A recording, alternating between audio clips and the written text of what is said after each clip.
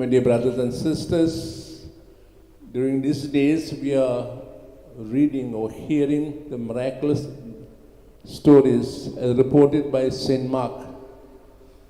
But today's story is different.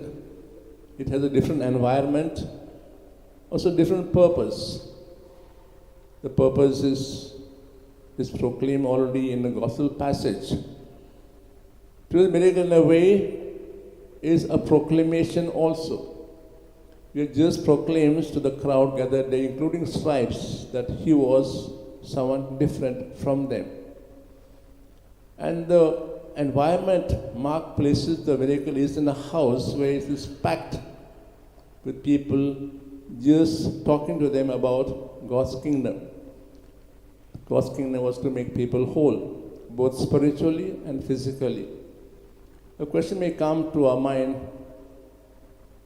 is there any relation between so-called mental sickness, spiritual sickness, psychopath sickness, and physical sickness?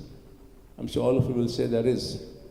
When a person is mentally sick or disturbed within himself or has so-called feelings of anger, hatred, jealousy, and all these negative feelings, I'm sure it has a repercussion on the body as well. Doctors do admit even today that they are interconnected. So when the mind is free, when the heart is free from all negativity, brightness, cheerfulness comes to our mind. And we, in a way, are partially healed, whatever sickness we may have.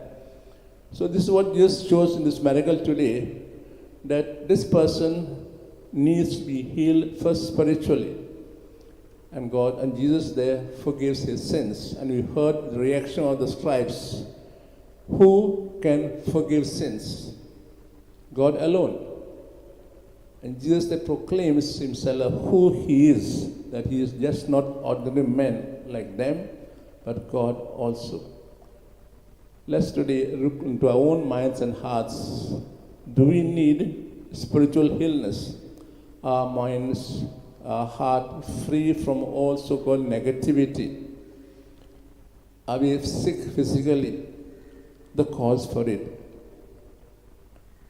Let's ask God today, as we take part in this Mass, to bless all of us, that we be healed spiritually first, and then be healed also physically if we have any ailments.